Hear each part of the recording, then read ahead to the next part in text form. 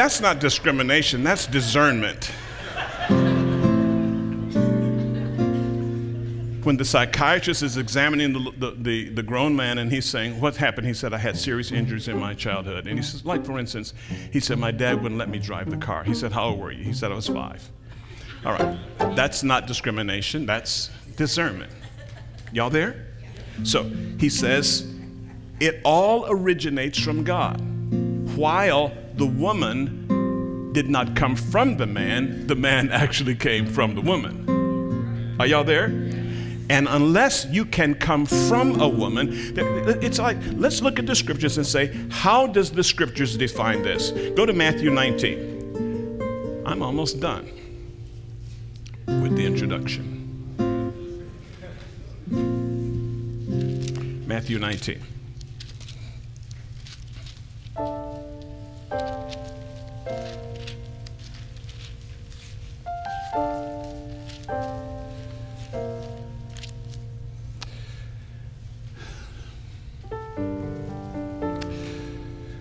When Jesus had finished these words, he departed from Galilee, came into the region of Judea beyond the Jordan, and large crowds followed him, and he healed them there. Some Pharisees came to Jesus, testing him and asking, is it lawful for a man to divorce his wife for any reason at all? Any reason at all, meaning you didn't cook the grits right, and so I divorce you. I mean, that's the kind of ridiculous stuff that took place. For any reason meant any reason. And he answered and said, have you not read that he who created them from the beginning made them male and female? He who created them from the beginning made them male and female. So if you're going to define marriage, you define it as a joining between two opposites, male and female. Not between male and male or female and female. It's male and female. That's the way God designed it to function. And if it's contrary to that, it won't function. It will be a dysfunction. And ultimately, it will cause society itself to dysfunction because you then begin to give assent to something that really isn't true. And it's not honest.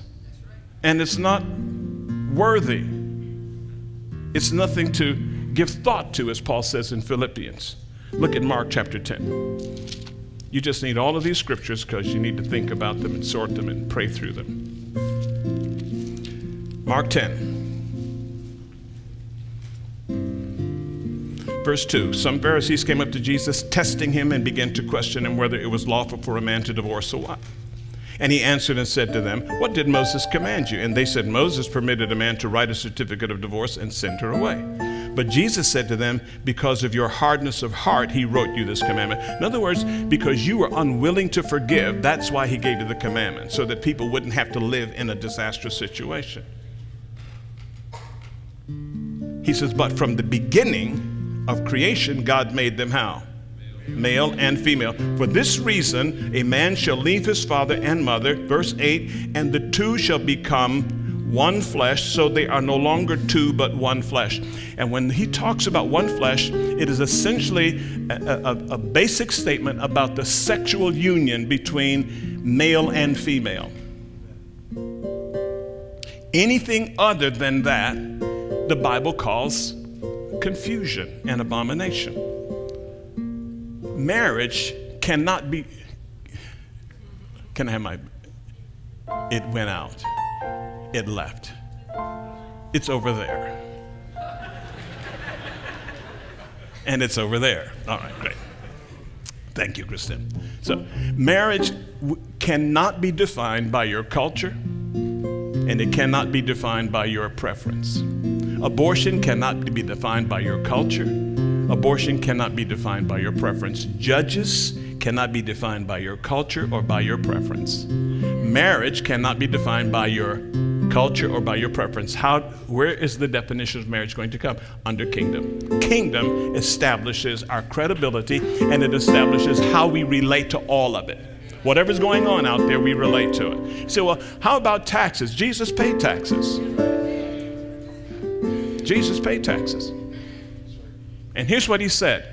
You render to Caesar what is Caesar's, and you render to God what's God's. All that stuff down here, that's God's stuff.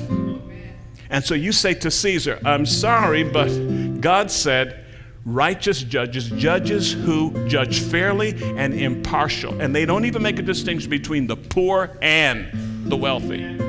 So when a judge says, well, you know, they grew up in an impoverished world, and so and they go on and so they didn't know that they shouldn't have killed all three of those people. Now, there is a world out there that is seeking to rewrite what morality is. It's seeking to redirect your thinking in terms of how you see things, and you are being pummeled and blasted with it on a daily basis. And at some point, you all have to say, I am not going to let the world press me into its mold. I don't care how many of my friends tell me, well, what do you think about that? What I think about it is that it's unscriptural. That's what I think about it. And I can't preach tithing and not preach this. I can't preach speaking in tongues and not preach this. I can't preach healing and not preach this. All of this is in the scriptures.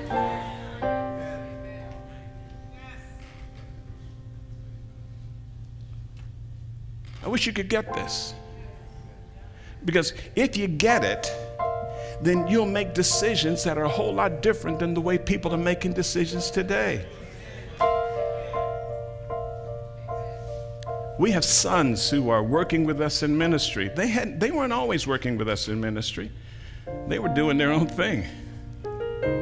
And on one occasion, we just simply said to our sons, you can't live like that and live here. I said, we have a reputation to keep. We have to live a certain way. And they left. And I was grieved about their leaving. I was sad that they made a choice. I want to live this way and not live here. And I just said, okay. But at some point, if God is God, He can turn their hearts. He can turn their disposition. But at some point, and there's this interesting story in Luke chapter 15 where the prodigal son makes an ungodly, unrighteous demand. His father consents, so he says, son, I really don't need to give you your inheritance until I'm dead, but since you're insisting, take it.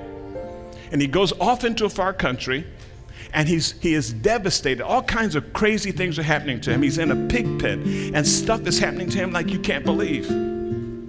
But his father doesn't go out to look for him. He waits. He doesn't send him telegrams saying, oh, come on, son, just get out of your situation. One of our kids made a decision that there was a certain kind of life that they wanted to live, and they wanted to be in a certain place. And I said, I'll support you until I believe that I no longer see God in it. And when I didn't see God in it, I said, can't do that anymore. Christmas gifts? Yeah, you qualify for Christmas gifts. But you don't qualify for a scholarship if you're living in rebellion.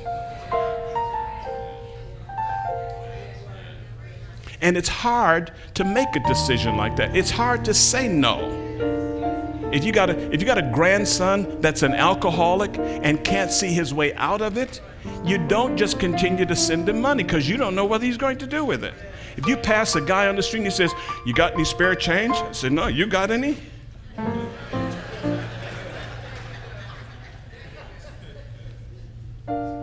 Well, I'm hungry. I said, all right, let's go to the restaurant. I'll buy you some food. Oh, no, you don't have to go. I know I don't have to go. I don't have to give you money.